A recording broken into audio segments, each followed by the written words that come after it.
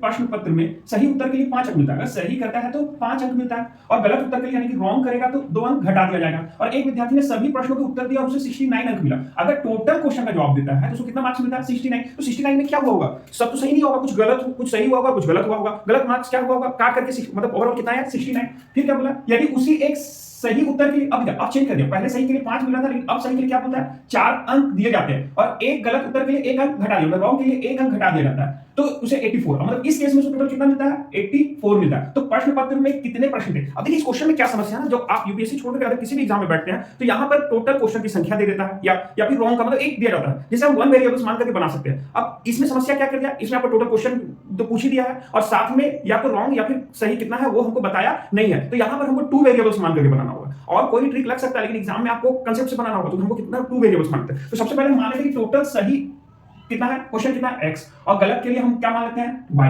Wrong के लिए क्या मान लेते हैं? y। तो पहला केस में टोटल x है और अगर ये सही सब सही करता तो इसको टोटल कितना मार्क्स मिलता?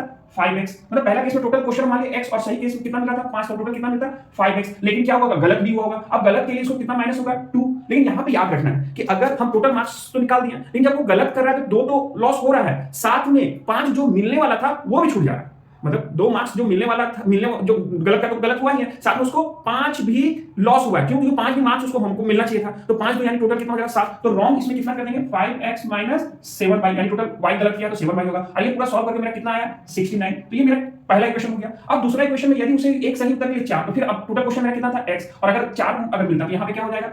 4x, और एक गलत उत्तर के लिए 1 अंक घटा दिया तो फिर यहां पर 1 अंक घटा तो सिर्फ 1 माइनस होगा, नहीं यहां पर 4 भी माइनस होगा क्योंकि हम पहले टोटल मार्क्स निकाल चुके हैं। तो 4 और 1 कितना हो जाएगा? 5, यानी कि एक क्वेश्चन में कितना का लॉस होगा? 5 का लॉस होगा। तो यहां पे टोटल कितना लॉस होगा? 5y। अब 5y, अब पूरा इसको सॉल्व करके कितना मार्क्स आ रहा है? उसको 84 आ रहा है। अब इसको आप जिस तरह से भी सॉल्व करना चाहते हैं सॉल्व कर दीजिए। आ गया है लीनियर इक्वेशन ऑफ 2 वेरिएबल, यानी 2 चर वाले रैखिक समीकरण। अब इसको हम लोग क्या करते हैं ना, इक्वल करके बनाते हैं। तो देखिए हमको x का वैल्यू निकालना, तो हम हटाएंगे इसको y को, और y को हटाना है तो हम 5 से इसको मल्टीप्लाई कर देते हैं और इसको 7 से मल्टीप्लाई कर देते हैं। जब 5 से मल्टीप्लाई करते हैं तो ये कितना हो जाएगा? 25x, और यहां कितना हो जाएगा? 35y, और यहां पे कितना हो जाएगा? 9 बचे 45, 5 6 30 और 4 34, यहां पे कितना हो जाएगा? 345। फिर 7 से मल्टीप्लाई करेंगे, यहां कितना हो जाएगा? 28x माइनस 35y बराबर 7 चौके 28 और 7 8 56, 56 और 2 58। तो ये होगा। अब देखिए इसको हटाना तो यहां माइनस माइनस तो क्या हो रहा है? प्लस हो रहा है, तो यहां पे साइन क्या कर देंगे? चेंज कर देंगे प्लस। तो क्या यही करेंगे, सब में कर देंगे, यहां पे भी माइनस, यहां पे भी माइनस। अब इसको हटा तो ये वाला मेरा क्या हो जाएगा? कट जाएगा। तो 28 में 25 जाएगा तो यहां कितना हो जाएगा? माइनस 3x, अब बराबर, अब 8 में 5 गया तो 3, 8 में 4 गया तो 4, 5 में 3 गया तो 2, तो यहां क्या होगा? माइनस। अब ये माइनस और ये माइनस क्या हो जाएगा? कट जाएगा। अब x का मान निकाल दे तो x बराबर क्या हो जाएगा? 243 डिवाइडेड बाय 3, कितना मान कटेगा? 81, यानी कि राइट आंसर मेरा कितना है?